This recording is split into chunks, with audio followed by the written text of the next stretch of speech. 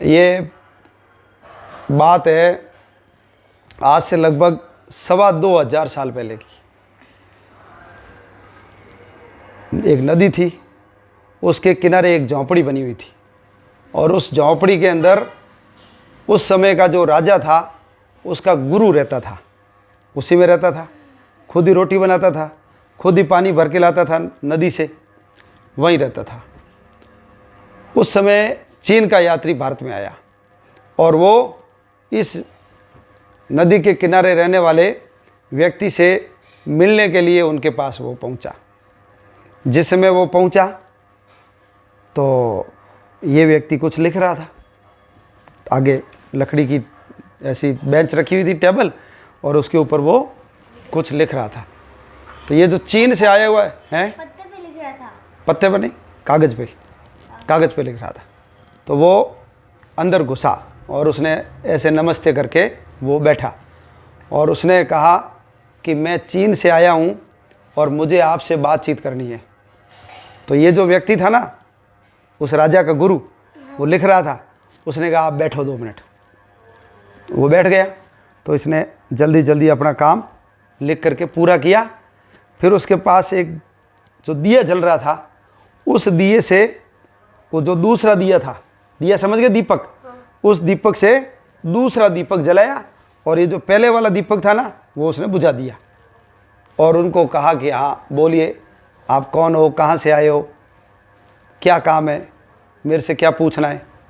तो ये जो चीन से व्यक्ति आया था ना, उसने सबसे पहले कहा कि मेरे को ये बताओ कि आपने ये पहला दिया बुझा करके दूसरा दिया क्यों जलाया। दिया तो जल ही रहा था, जबकि आपने इससे ये दिया जलाया और इसको बुझाया, ऐसा आपने क्यों किया। तो ये जो ऐसा पक्के रंग का, काले रंग का व्यक्ति था, है ना, जिसके सिर पे चोटी थी, उसने कहा कि मैं अभी जो काम कर रहा था वो राज का काम कर रहा था, यानी राजा का काम कर रहा था, सरकारी काम कर रहा था।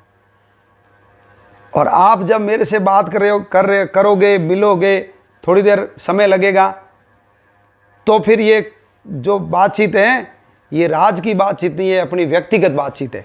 इसलिए मैं जब राज का काम कर रहा था, राजा का काम कर रहा था, तो तेल किसका जल रहा था, राजा का। और अब जब बातचीत करेंगे तो ये जो दिया है ना दूसरा, ये दिया मेरा है खुद का, इसमें तेल किसका है, मेरा है, सरकार का तेल नहीं है। तो अब ये तेल मेरा जलेगा, क्यों, क्योंकि अभी मैं मेरा व्यक्तिगत काम आपसे बातचीत करूंगा, तो ये मेरा व्यक्तिगत काम है। तो उस चीनी यात्री को बहुत आश्चर्य हुआ, यानी छोटी सी चीज, घंटे भर मान लो वो दिया जल जाता तो कितना तेल, कोई पीपे भर का तो तेल खत्म होता नहीं, थोड़ा सा ही तेल खत्म होता।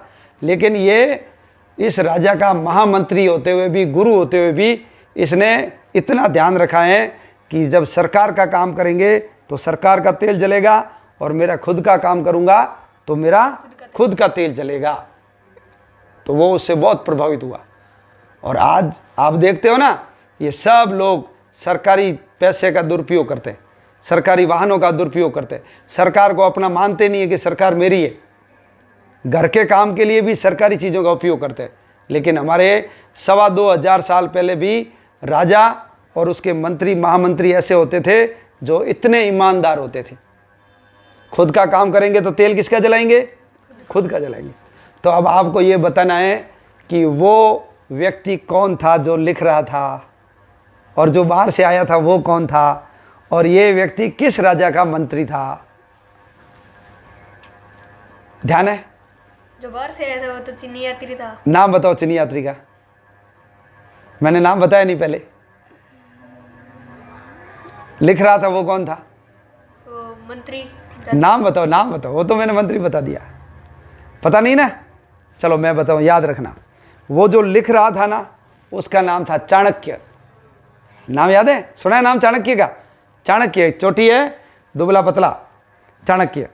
और जो चीनी यात्री आया था बाहर से, उस चीनी यात्री का नाम था वेनसांग। हाँ, वेनसांग। क्या नाम था? वेनसांग। और ये जो व्यक्ति था ना लिखने वाला, चाणक्य, ये चंद्रगुप्त नाम का राजा था, उसका ये महामंत्री था, उनका गुरु था। किसका? चंद्रगुप्त का। तो 3 नाम बताए। वो व्यक्ति था, उसका नाम चाणक्य।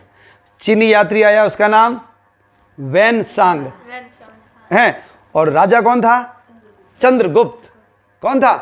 चंद्रगुप्त। तो इतने ईमानदार लोग थे, इसके कारण अपना देश महान बना, भारत विश्व गुरु बना।